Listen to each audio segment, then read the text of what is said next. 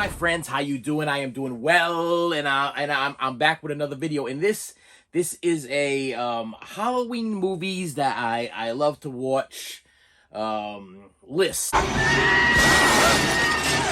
10 movies that when it comes time for the October season to come rolling around, these are an absolute family must. Okay, you got to watch them with the family. Okay, they're not overly inappropriate. You can sit down and watch them with your children. You watch, if there's a couple of them you might want to watch ahead of time so you can see if you got to fast forward or whatever. Because that's pretty much how I raised my kids. Okay, my kids were raised on horror movies. They love horror movies. They adore them. I never forced them on them. They requested them. They just had a love for them. I mean, of course, I'm sure it was carried on by myself. Okay, but horror is hands down my favorite genre. I just love the thrill and the excitement of what's gonna happen next. You know, what's gonna happen next. And thank God it's not happening to me. Okay, that's pretty much what goes on with that. Some people watch horror movies and they're like, oh, they're scared. They're scared to death. They can't deal with it. Some people can't watch them at all. They have nightmares. It's that. Not me. I look at horror movies as, thank goodness, you know, with the crazy world and life that I live, thank goodness this is happening to you. It ain't happening to me. Okay, thank you that this happened to somebody else. And these are the movies that I usually watch with my family. Now, some are rated G, some are rated PG, some are rated R. G. There's no G. Wait, what am I talking about? G. There's no G here. There's PG, R, PG-13. You know what I mean? So you gotta use a little discretion when you're around your children. And if you're gonna watch a horror movie with your child, I still gotta throw it out there. You gotta sit down with them and explain. Now, I remember the first time I watched Child's Play with my daughter. She was probably around 5 or 6 or 7 or something like that. She was young. And I sat through the whole thing with her, and she loved it. She enjoyed it. It was she really went along for the ride. And I'll be honest with you, it was a strange little effect because at the end, when Chucky gets all burnt up and he's dying and all stuff like that, she cried. It was an emotional thing. She was sad for Chucky that he got burnt up and he died. Okay, I hope I didn't just spoil anything for you people that have not seen Child's Play. I'm sure everybody in this world has probably seen Child's Play by now. But yeah, at the end, well, he doesn't really die. You know, he comes back to sequel after sequel after sequel. But when he was all burnt up and he came out and he was dying and everything, I had her sitting in my lap through the whole movie, and she cried. She cried and cried and cried. It was an emotional moment for her. Okay, she felt empathy for this doll, you know, that she absolutely fell in love with, and it was pretty exciting. You know, it was an exciting thing. If you hear some kind of weird noise, it seems like whenever I try to film, my next door neighbor decides he's gonna start putting an addition on his house, something like that. I don't know what that is. We are literally. I decided to make this video today because I felt compelled to do a Halloween movie video because of the fact that it is downpouring outside. It's a dark rainy day, and for some reason my neighbor has decided that he's going to stop building things in the pouring rain with power tools. Okay, I listen, that may be a horror movie in itself, but like I said, like Fright Night and stuff like that, I don't look out the window. I don't look and see what's going on. I hear what's going on. Now, he could be, he may be lopping up his wife. He may be cutting her up into little pieces with a chainsaw outside. I do not know. I know why? Because I mind my own business. I don't look out the window. I ain't that Mrs. Kravitz from Bewitched. I don't care what he's doing, just as long as it doesn't interfere with my recording. So here we go. So I'm gonna give you, this is in no order whatsoever. This is just movies that if you haven't even thought of it yet, and what I tried to do is stay away from franchises, like big blown out franchises. Now there's going to be some movies in here that have sequels and another sequel. Let's say they might have maybe 3 movies in the whole epic, you know what I mean? But it's not like there's no Halloweens in here. Those are your all natural go-tos. The Friday the 13th, the Halloweens, the Nightmare on Elm Streets, the Child's Plays. Those are the go-tos. Let me look over the Phantasms and what else am I going to? The Dawn of the Deads and Amityville Horrors. Those are the go-to screams. Those are the go-to horror movies there. But these are just like the ones that maybe had 1 or 2 different movies. It might have been one sequel or whatever. The sequel might not have been that great, or you'll get me as we go along. So the first one, yes, it does have two sequels, yes, and a remake or whatever. And we're talking about Poltergeist. Now this is hands down an unbelievably awesome horror movie to watch during the Halloween season. Yeah, you throw this thing in and you just go along for the ride. And the visual effects and everything, they're not using that special CGI stuff. We got like claymation going on, and we got all kinds of other cool things going on. But just the little girl that played Carol Ann in this movie, Heather O'Rourke, right? To this day, I have still not seen an equal child star play a role of like this. You know what I mean? Like when they had the little girl do the remake or whatever, she's all right, you know what I mean? Drew Barrymore did a great job in Firestarter. There's a few child stars that nail it right away. But this little girl, man, when she just turned around, looked at you and she's like, they're here, you really felt like they were here. You know what I mean? Then when she got sucked up into, really good. I thought the acting was great in this thing.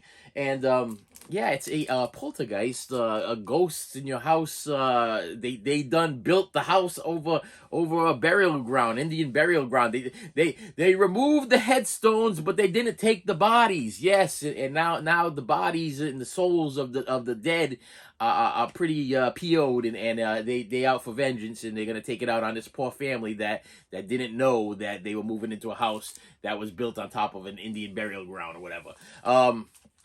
Great movie. I was happy to get in this little digipack thing there. You know how I am with my physical media and everything. This is doesn't even say if it's a Blu-ray DVD digipack. It says for use for Blu-ray players, high definition includes a 44-page book and photos or whatever. So I don't even know. Do I get the DVD in here? I don't know, but I own the DVD anyway. Somewhere else in this area. So Poltergeist, yeah, just, like I said, no apparent order, just things that I need to watch during the Halloween season. Next one, 13 Ghosts. Yes, 13 Ghosts. This is the Scream Factory release of 13 Ghosts. I have the older version of it. If you don't know what 13 Ghosts is, about this guy that his wife dies in a fire, living with his daughter and his son.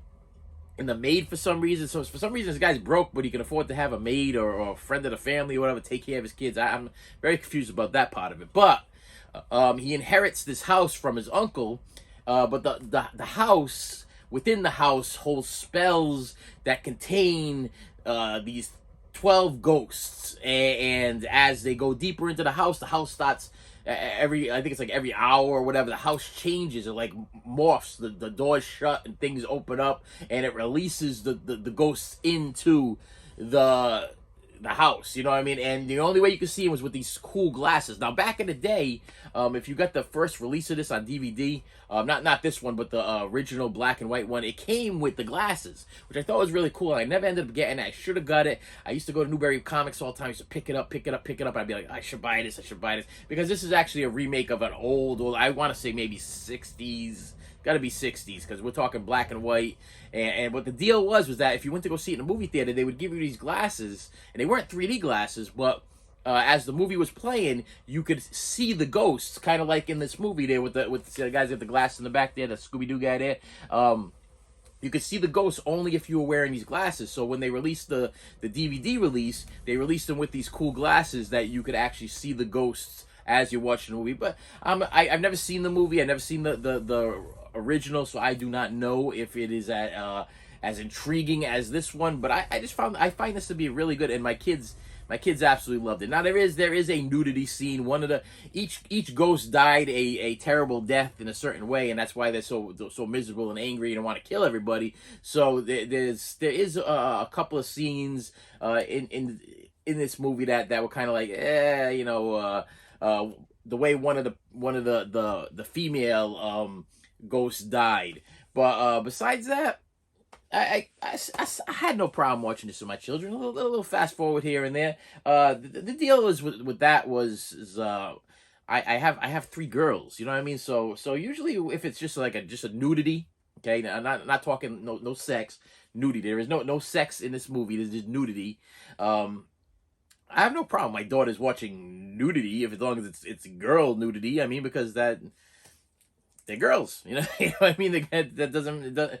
As long as there ain't no sex going on, I'm good with it. I'm good with it. And there wasn't. There was just nudity in this thing, and That was okay. I had no problem with it. They had no problem with it. My personal all-time favorite, and this isn't just an October Halloween favorite. This is a all year. I'll be watching this thing on Christmas morning, Christmas Day. I'll be watching this thing during the week on a Saturday, a Sunday. This is just my all-time favorite horror movie, and it's Silver Bullet. Silver Bullet is an absolute must for the Halloween season. It's a werewolf movie. It's a werewolf movie starring Gary Busey and Corey Haim. You can't get any better than that. Corey Haim, Gary Busey, and they're gonna say the girl's name back here because I always get that messed up back here. Gary Busey, Corey Haim.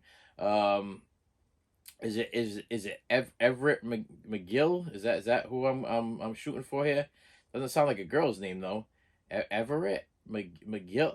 It was the girl that played Anna of Green Gables. Okay, that girl. Listen to me, people. If you have not seen Silver Bullet, then you got problems. You got problems. You need to see Silver Bullet. This is hands down. I don't care. You know, you Howling fans and you America Werewolf from London. America Werewolf from London. You American Werewolf from London fans, you could fight me on this one. But this one is just entertaining. Now, American Werewolf of London is a little scarier. Okay, let me just say that. I watch American Werewolf of London. I feel a little uneasy. Okay, I watched The Howling. I felt a little confused. Okay, I wasn't really a big Howling fan, even though there's a lot of people that absolutely love The Howling. And In a Company of Wolves is coming out on 4K or I think it did it come out already? I haven't seen that one yet, okay? I think I seen it when I was a kid, when I used to rent the things at the West Coast Video, whatever. But this one right here, this one brings me comfort. This is actually a comfort movie for me. This one makes me feel good. I watch this thing and I feel really, really, it's very nostalgic, brings me back to my childhood.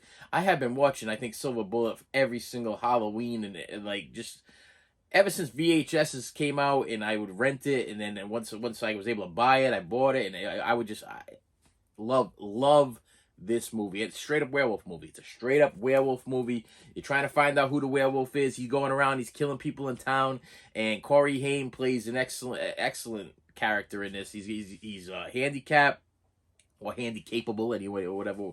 So I don't offend nobody. And he's in a wheelchair, and his uncle, played by Gary Busey, he builds him the Silver Bullet, which Silver Bullet is actually what you would use to kill a werewolf, but it's also the name of his wheelchair, and so it's a cool thing. And I'll tell you right now, I've been on the search for this Silver Bullet for years. Like, I mean, talking the wheelchair, like I don't know who owns it. I've watched YouTube videos, I've looked it up on Google. Not like I'm ever gonna be able to afford to buy it. I was just curious to see who owns the original Silver Bullet wheelchair, because I just thought it was like one of the coolest things. Like I remember back in the day thinking that, you know, if I ever had a handicap and I was crippled, I wasn't able to walk or whatever. Man, wouldn't that be cool to be just sitting back on a Silver Bullet, just flying down the highway, you know, going, you know, 60, 70, 80 miles an hour in your wheelchair. I mean, it's a great movie. It's just a great movie. Next one is one that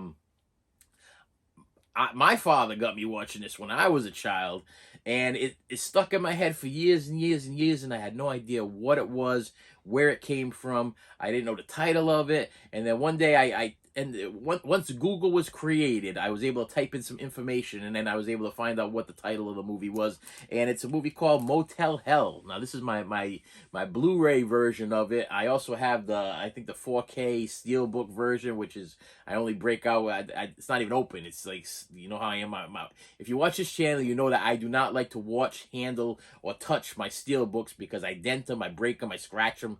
I don't trust my Steelbooks with me, okay? Now, I know you people that are huge Steelbook fans, that's your thing, and I'm sure you treat them like gold, but I'm very, very rough on my Steelbooks. If I get a little scratch or a little ding or a little something, the OCD in me, it drives me crazy. But Motel Hell, man. I remember my father used to sit me down and watch this thing. And what it's about is this crazy family, okay? Brother and sister, and they run a hotel slash meat place, almost like a Texas Chainsaw Massacre. I think like they're famous for their jerky. Okay, they're famous for their jerky. Where with Texas Chainsaw Massacre was famous for their chili and what they're putting in chili. But I bet if you watch Texas Chainsaw Massacre, I bet you can guess what they're making the jerky out of over here. Yeah, they be making the jerky out of like human beings. But the whole deal is the way that they prep the meat, the way they prep the people. Okay, this is like straight out of the 70s. They hijack people, they set up traps and everything, and then once they do is they throw them in the back of their truck and they bury them in their backyard. And they got like this whole like garden of like people buried up to the necks, and they feed them and to fatten them up and get them into the right kind of way that they want this meat to be.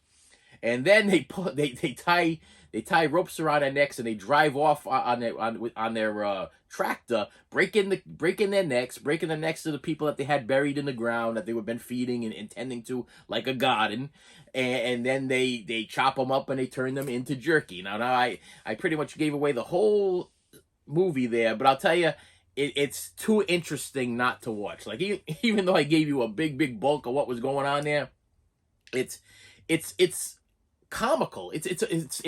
I know you're probably looking at me like, listen, you just told me that what they do is they bury people up to their necks and they feed them until they get to plump enough to be whatever to become meat. Then they drag them out of the ground by breaking their necks. But it's just a whole deal. I mean, the sister is the woman from Porky's, the comedy, and the guy that plays Farmer Vincent. It's funny. It's just funny what he does in it. There's like a cameo appearance from the mailman from Cheers, and there's a whole bunch of things going on in this movie. But I remember my father making me watch it when I was a kid, and when they have what they do is when they bury the people up to the neck so they can't scream for help, they cut out their vocal cords, so they're in the ground. They're like making a sound. I used to do that to my daughter all the time. So my daughter would watch this with me, and then I'd make the sound. She's like, I can't stand that sound. I can't stand that sound. It drive me crazy. Drive me crazy with that sound. But it was so funny because I just remembered this movie. I could not get this movie out of my head from my childhood. And I must have been probably, well, yeah, they say what year this thing came out. Every time I love when I look at the back of these things, and I don't know why to this day that they can't just put like a year that pops right out at you when you look at the back of these things so you can get an idea. 1980. No. 1980? Wow. Yeah, 1980. I thought it was older than that. Because what they do is, in order to get the people that are buried up to their necks to calm down, is they put this like psychedelic it's like a whirling psychedelic light in front of them, so they get hypnotized and they're like, listen, it's very much a really cool thing. So if you've never heard of or seen Motel Hell, number one, you're probably not really a true horror fan, because this thing's been around and is like a cult classic. If you're a Scream Factory, this came out by Scream Factory. They released it twice already.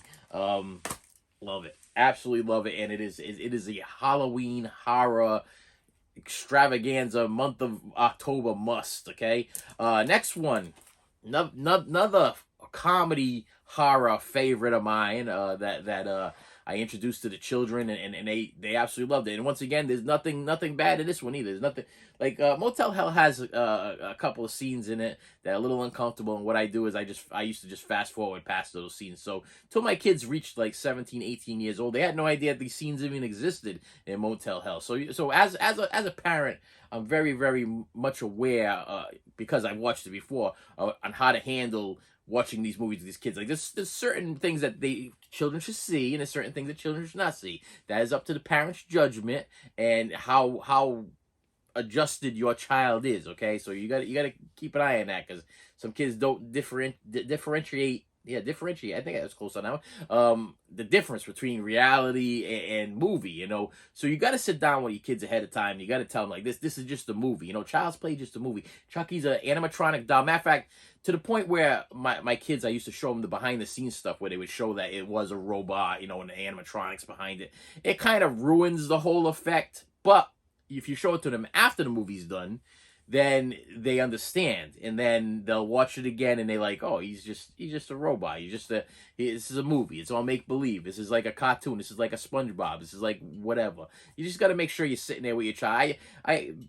Being the fact that I used to work at preschool, I used to deal with a lot of children. They'd be watching like It or whatever, but their parents weren't watching it with them. I'd ask them, hey, did you watch that? Because they'd say, hey, Pennywise or whatever, and they do, I'm Pennywise, a dancing clown, and they do the whole dance. I'm like, did you watch that with mommy and daddy? No, mommy and daddy was sleeping. I came down and I put on Showtime or HBO Max or whatever I put on, and I watched it last night while they were sleeping. I'm like, well, while your parents are sleeping, you're sitting down there watching horror movies, and you don't understand that this is just a movie. You don't understand the difference between make-believe and real or whatever. So you're probably going to be messed up. You're probably going to be messed up because you have parents that ain't paying attention to you. Parents need to, if you're going to do horror movies with your kids, especially around the Halloween season or just in general horror movie, if you're a horror movie fan, you pretty much, I'm not saying that I force this stuff on my children. They just enjoyed watching it with me, and I never ever told my children that they listen. If they ever got up to me and said, listen, I don't want to watch this, I can't handle this, I can't deal with this, I'm scared or whatever, never made them watch it. They wanted to watch it. They wanted to sit down. So I made sure that it was a pleasurable experience. I made sure that there was no sex scenes. I made sure that if the language was too bad, they weren't allowed to watch it. Like I wouldn't watch a movie with them where every other word starts with the letter F, and I'm not talking about finger, force, or fellow. You know what I mean? Listen, I made sure that they were appropriate. Like so far, everything that I showed you so far, Poltergeist, I can't really think of the F word being dropped on, Elf bomb being dropped in there. The same thing with the 13 Ghosts. Silver Bullet, nope, can't think of it. And Motel Hell, another one. No, it was just certain scenes that would just you might want to fast forward past it, because the language. Next one, The Stuff. Yes, The Stuff. This is another comedy horror movie. This is like a making fun of commercialism and the whole fact that people buy just anything. Okay, if it tastes good and it looks good and it's on the counter and it's got a good commercial, you're gonna buy it. Okay, and what this is about is these people find this stuff. Okay, this white stuff that kind of looks like a yogurt or some kind of vanilla pudding or whatever it might be, or whatever. It might be more of like a fluff, maybe more of like a marshmallow fluff. And what they would do is they would they found it in the ground, and they end up bottling it up and put it in like these little like containers, like a ice cream container, and they're selling it to the consumers. But the problem is the stuff is taking over the people's bodies, and people being taken over. Like it's like a weird thing where like if you don't eat it, then you're fine. But if you eat it, then you're taken over by this stuff. You know what I mean? It's a little difficult to explain. But if you have never seen this stuff, this is a straight up cheese horror movie, but well put together. It's not like a Full Moon where it looks like they paid $10 to do this. It has well-known actors. There's actors in it that you will recognize if you're a fan of 80s movies or whatever. And do I have a year on this one? Can I get a year on that one here? Or runtime 87 minutes. Aspect nope. Not gonna get a year on it. Whatever. But this is my Arrow video release of it. I also have the regular DVD release of it. But big fan of The Stuff. So yeah, you can tear down that wall over there, buddy. Tear it down. Don't know what you're doing over there. Next one. This one is a little iffy for the children. Okay, this is an iffy for the children one. I'm gonna throw this out at you. I did watch this with my children. I did watch this when they were probably around 8-9 years old, only because supposedly this is the scariest movie of all time.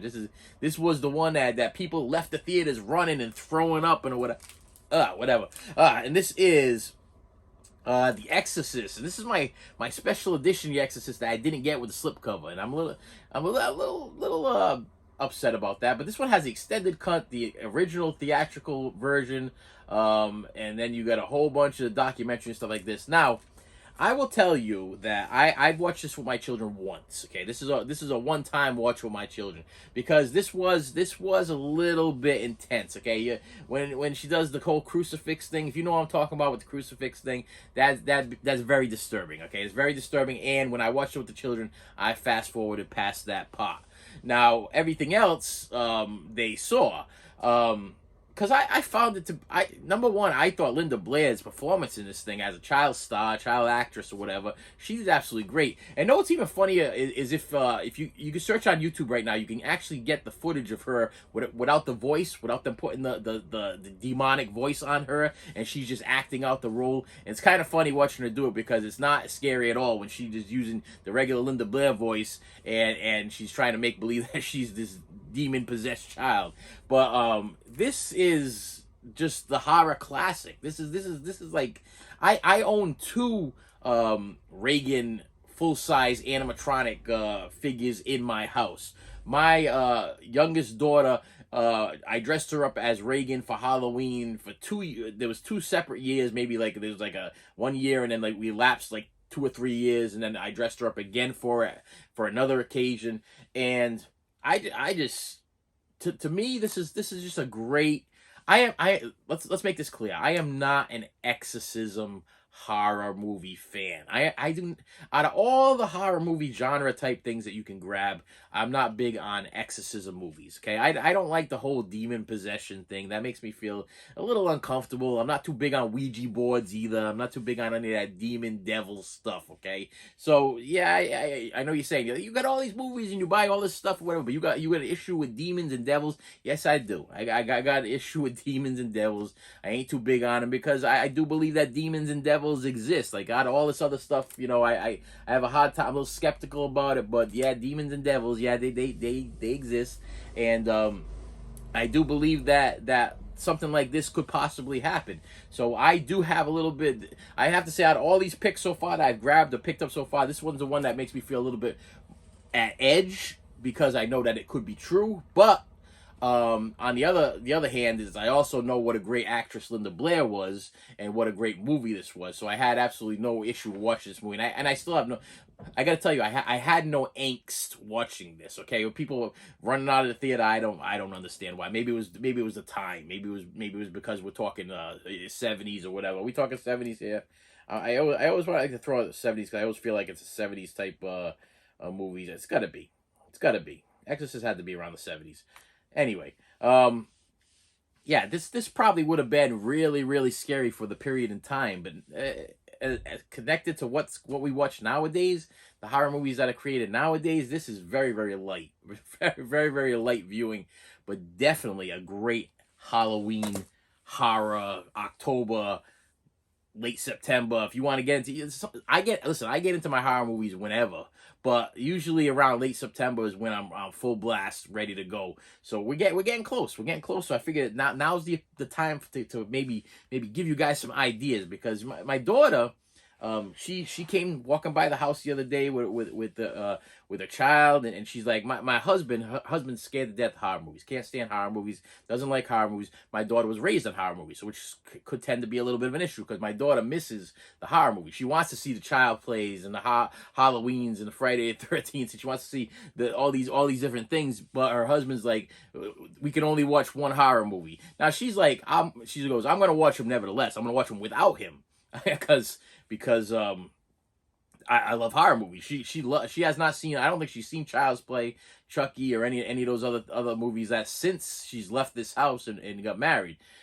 So she's like, he said I could watch one with him.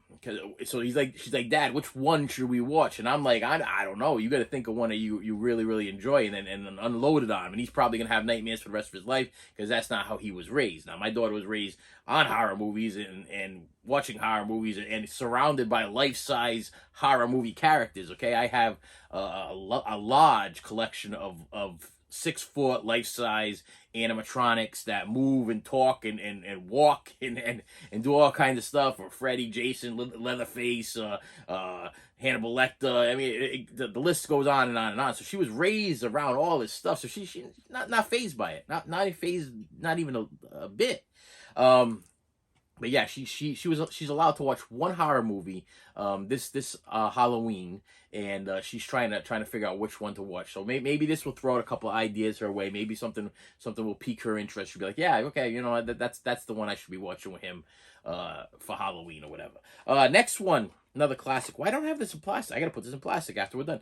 A little Actually, no, I just pre-ordered this, so this is good. I was just gonna complain. I was gonna say that why hasn't this thing gotten a real Blu-ray upgrade or a 4K upgrade, or hasn't gotten something else? But it does. It's got one coming out, and I already pre-ordered it. So silly me. Okay, if I put this out already and it has not been edited anyway, you will know that this is going to get, or is getting, a 4K restoration or a new Blu-ray restoration. This one's actually a foreign release, and it is Fright Night. Yes, hands down to me, probably one of the best vampire movies next to Lost Boys. Now, I did not put Lost Boys in this category here because Lost Boys, it has turned into like I want to say it's like a franchise because people try to forget about the other ones, but Lost Boys is another one of my absolute favorites. Matter of fact, as I'm looking at these that I have here, I'm like, wow, why didn't grab Lost Boys? Maybe I should have grabbed Lost Boys, but then I was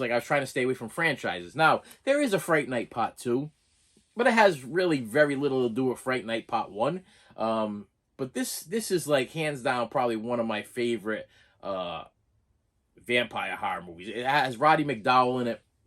And this is what I live my life by this movie, okay? This is my don't look out the window, don't pay attention to the neighbors, it ain't none of my business, okay? They be doing what they're doing, let them keep doing what they're doing. It has nothing to do with me because of this movie, okay? Because if this guy in this movie would have just mind his own business, it would have kept his head out of the window and stopped watching and see what was going on with the neighbors, he would have been fine. But no, he decided he was gonna be nosy, and next thing you know, he sees his neighbors be vampires, okay? Here comes a coffin. Listen, there's some strange things that I bring into this house, okay? There's a possibility that one day, if I can get my hands on a real cool coffin, I might get a coffin. I might bring a coffin into this house. My neighbors don't need to know about that. It's not really none of their business. You know what I mean? I don't know how the wife would feel about it. I mean, she probably wouldn't care. She's pretty lenient with a lot of the things that I buy and purchase and bring it to here. But for the longest time, I wanted to get a Kiss coffin. Kiss was releasing the Kiss coffin, and it was like slash a coffin slash. It could have been used for a cooler. You could put ice in it and stuff like that. And for a while, if the price wasn't $6,000, I would have been all over that thing. We would have got rid of the couch, and it would have been a Kiss coffin sitting in my living room. But luckily, I couldn't afford it at the time, because now that in retrospect, I would think that'd be stupid. That would have been really a real stupid purchase, because I after a while I probably would have got sick of looking at it. But vampires next door. It's the same setup. You got to invite them in. You got to invite them in, and this vampire in particular is awesome. It's the guy from Child's Play. They're gonna have his name like right up top there, so I can throw a name at you there. Let's see. As soon as I see his name, I will know who it is. Chris Sarandon. That's the guy. Yes, he's the guy from Child's Play. Plays the cop from Child's Play. And yeah, it's neighbor next door. He be killing girls. He killing girls. You watching it. You witnessing it, and now you complaining to your mommy. You know, just shut up. You should just shut up. Then your mother would have been safe. Your friends would have been safe. Your girlfriend would have been safe. Everybody would have been safe. You go next door. Listen, you go next door at night. Okay, you ring the doorbell. Say, listen, how are you? I know you're a vampire. I live next door. You go do you. Okay, I listen. You leave. Listen, do me a favor. You could live here for a long time, because vampires move a lot. If you watch a lot of horror movies, vampires always be moving. They're moving because they always get caught. That's what the problem is. They kill people, and then they get caught, or they get killed, and that's usually the premise of every vampire movie I've ever seen in my life. The deal is that if I knew that I had a vampire next door, I think this is how I would approach this. Number one, I would mind my own business. But if I did look out the window and we made eye contact. We made eye contact at night. He'd be sucking the blood out of some girl up on the second floor. Okay, I would literally listen. I wait for him to finish killing her, and then I go next door. I ring the doorbell. But listen, how you doing, my friend? I'm your next door neighbor. I know that you're a vampire, but listen to me. I don't care what you're doing. Okay, I'd like to meet this is my wife. Okay, these are my children. Okay, and this is the rest of my family. Okay, that I care about. Leave them alone. I'm not inviting you over, okay? Because I don't trust you. I don't know you that well. Listen, I don't trust people in general. So it has nothing to do with you being a vampire. I just don't trust people in my house. I don't trust people to come over to my house. I don't trust people, okay? Period. I don't trust. It's not that you're a vampire. It's just I have trust issues, okay? But in general, listen. Nice to meet you. Enjoy your life. You do what you gotta do over there. If you can keep the screaming down to a minimum around like 1 o'clock, 2 o'clock in the morning. Because listen, if I finally fall asleep, I don't sleep very well, and I got to get up early in the morning.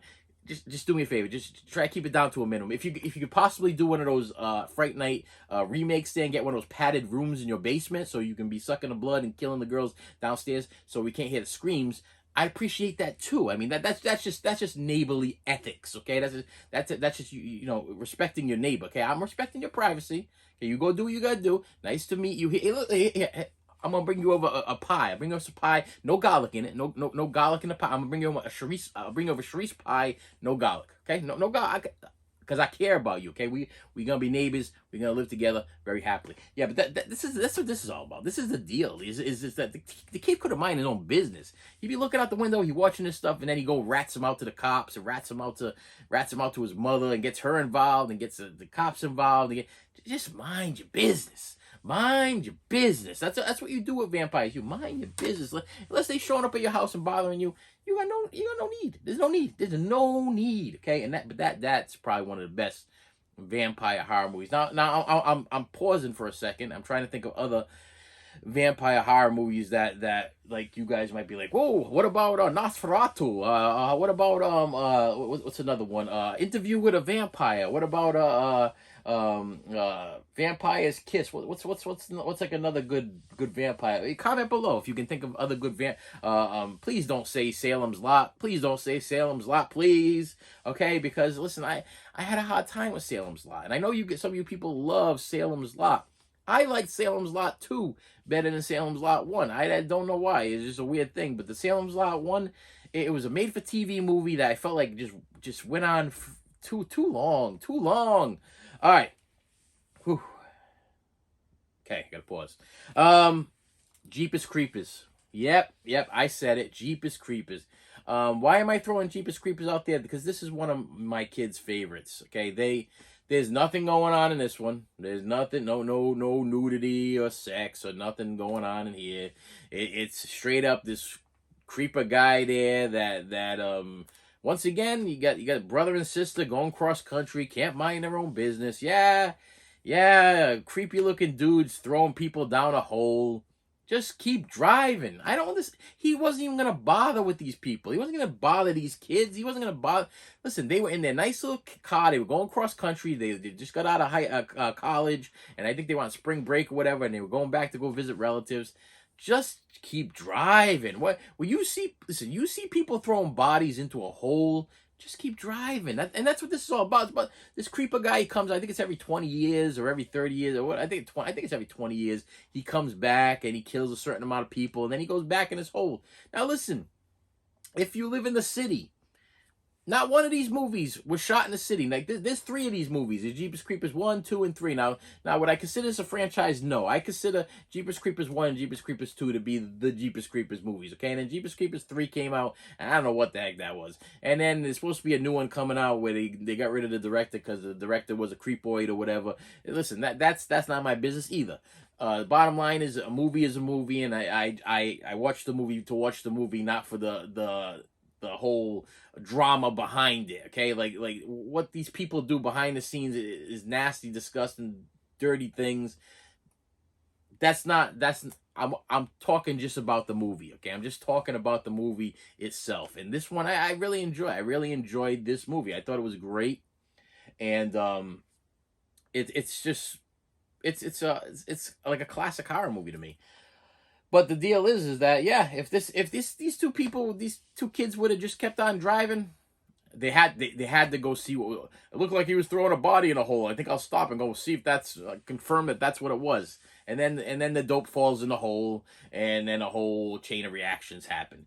But the Creeper itself as a character is iconic. I put him up there with Freddy and Jason and Leatherface and all of those. If you are a horror fan, you know who the Creeper is from Jeepers Creepers, and he's cool. It's a cool character. It's a cool created character, and me and my kids have watched this movie for years and years and years. And I've enjoyed it, and actually enjoyed part two. And part two is good too. You got kids trapped in a school bus, but all this stuff takes place like in Idaho or something, in the woods. It's not even the woods. It's more of like a yeah.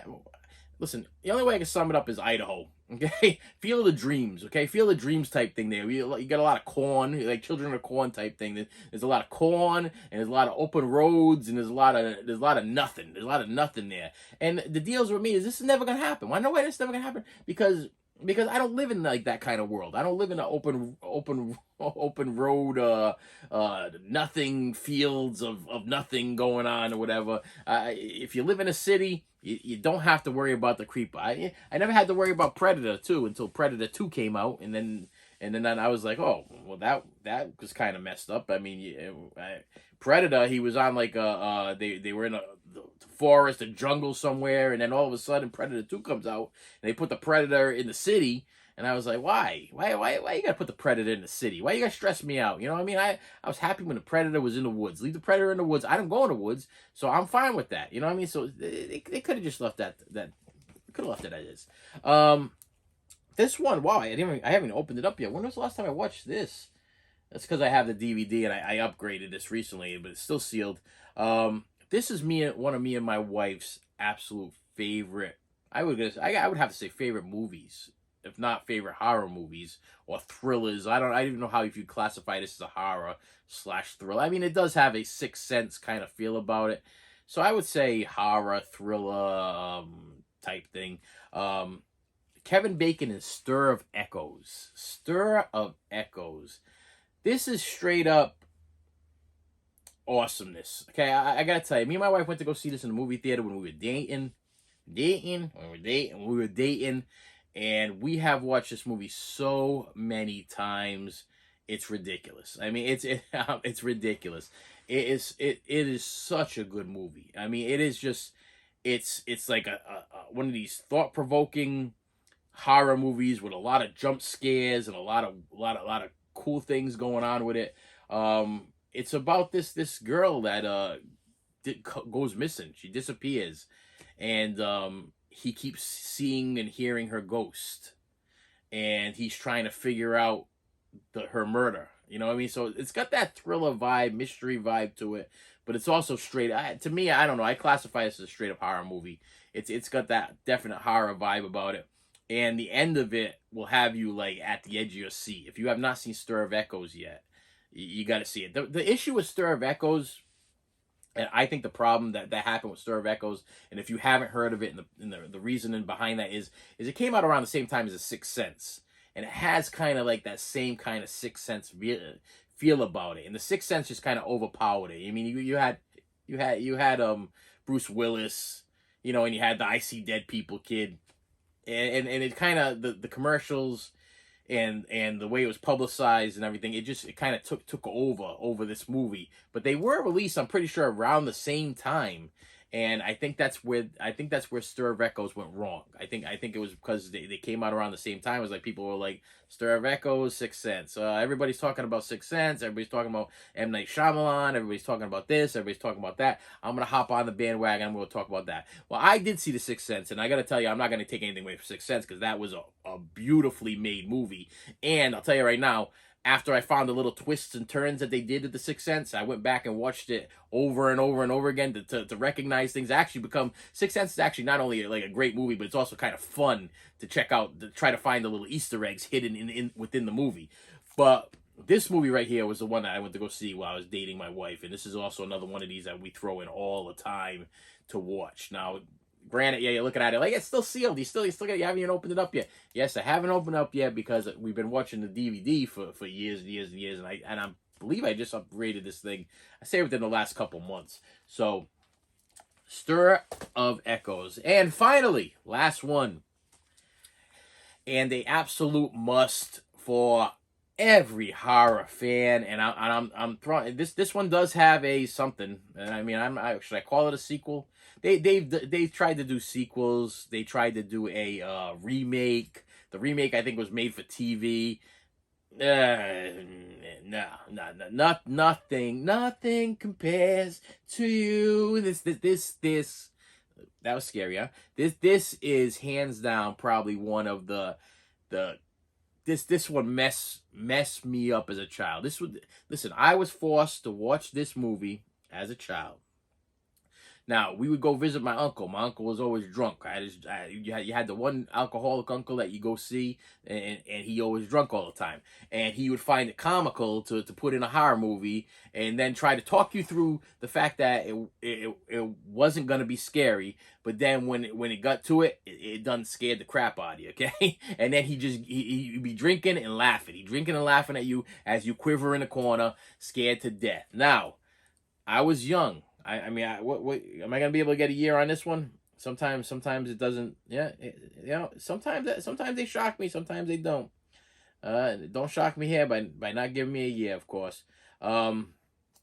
Anyway, so this I'm thinking in my head I had to be maybe around 6 or 7 ish or whatever, and he put on this movie. It was on HBO, whatever. Now, this is the 4K. I know you guys, you don't collect 4Ks. You don't buy the 4Ks. Yeah, but in this case of this movie, it had to be upgraded to 4K. And it does have the Blu-ray. And I do have the DVD. And I do have the other Blu-ray with a different cover. Because it's one of these where you had to face your fears. I had to face my fears to overcome this movie. Now, as a child, I remember him totally brainwashing me into believing that this was a meager, meek type movie. And what I'm talking about is The Shining. Yes, The Shining, starring starring Jack Nicholson. Yes, and Shelley Duvall. The opening of this movie has. If you remember the opening of The Shining, if you horror fans, if you're watching this thing, you know how The Shining opens. It's the car driving around the mountain. Okay, it's going around this mountain scenery or whatever, and it's just a car, and it has that eerie music playing in the background. But the eerie music starts off very, very light, and then it gets really, really intense. So my uncle, he'd be drinking or whatever, and he's like, "Oh, you got nothing to watch." I'm like, "I don't want to watch that movie because I seen bits and pieces." Like we had Showtime, we had Cinemax, whatever. My father, I'd walk in and he'd be watching. I'm like, no, I see bits and pieces, and I stayed away.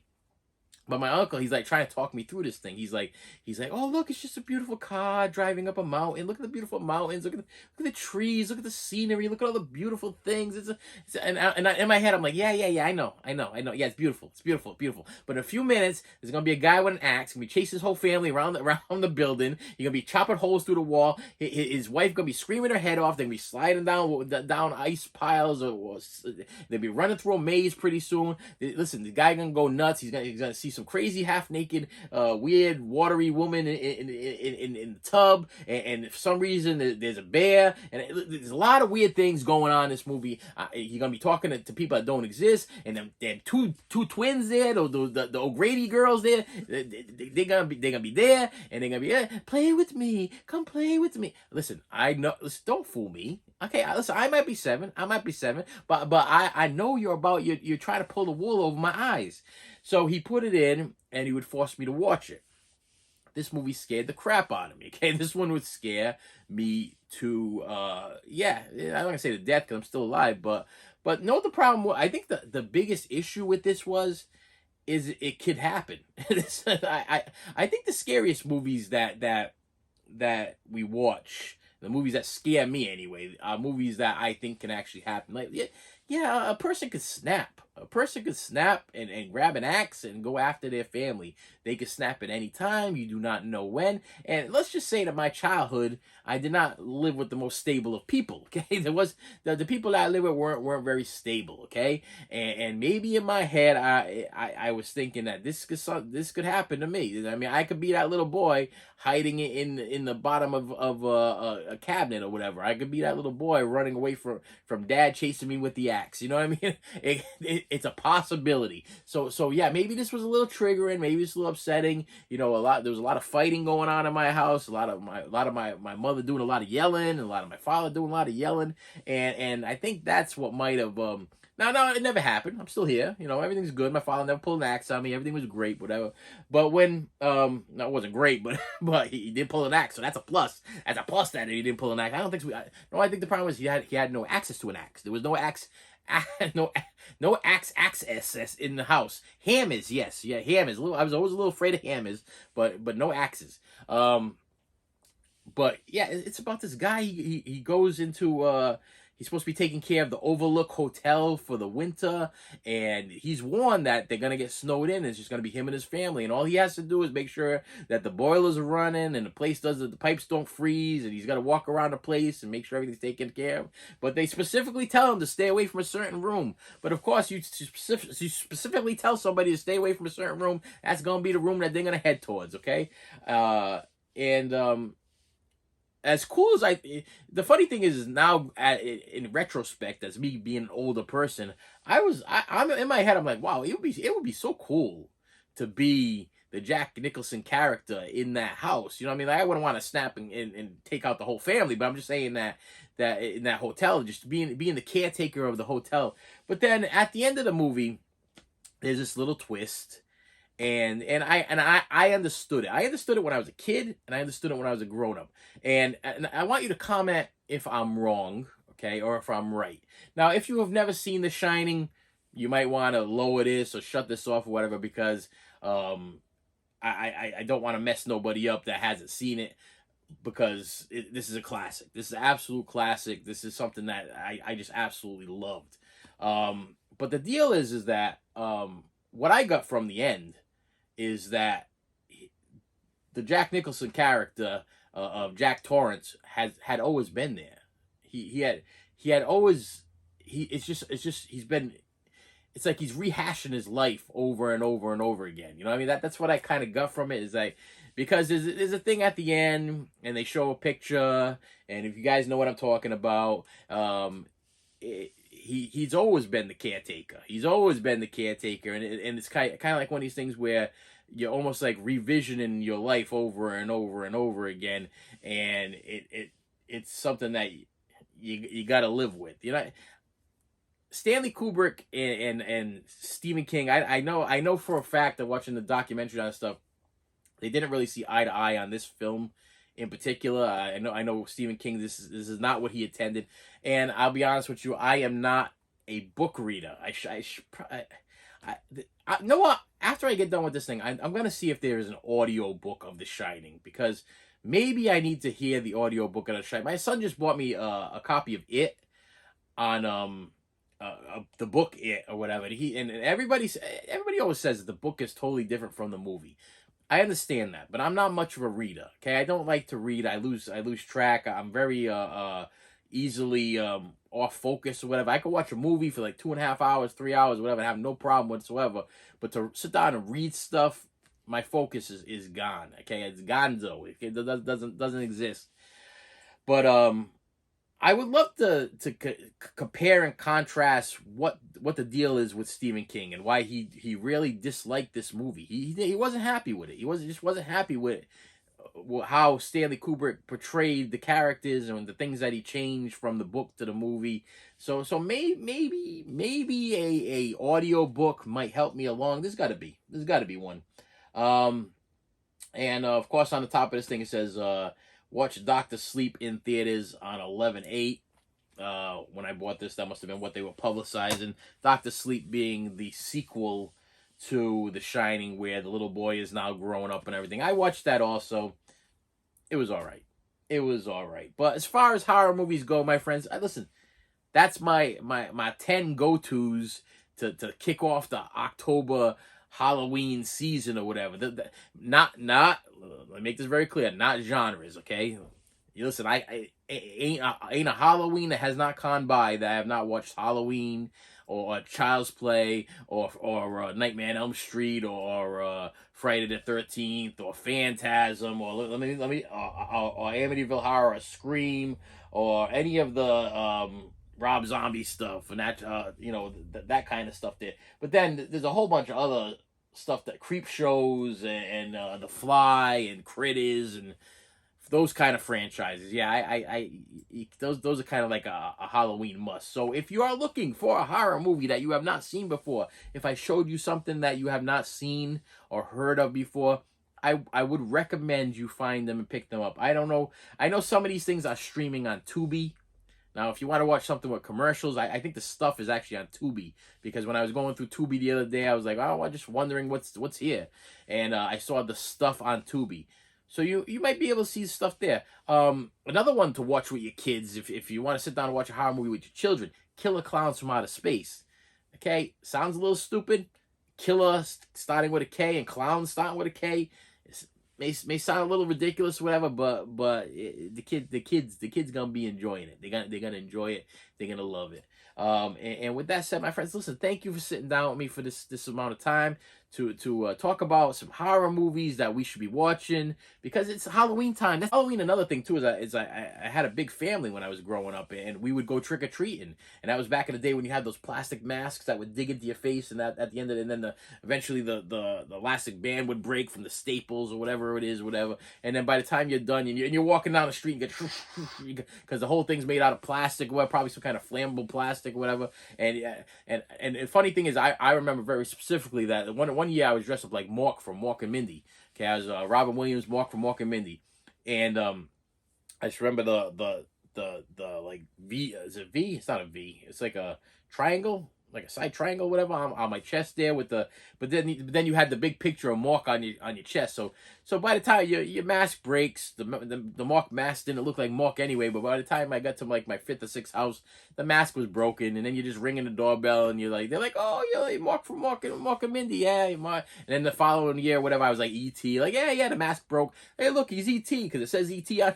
Yeah, he's E.T. And while you're walking, you eventually put that mask up on top of your head because the sweat is just pouring off your face and coming down your eyes and dripping down your nose.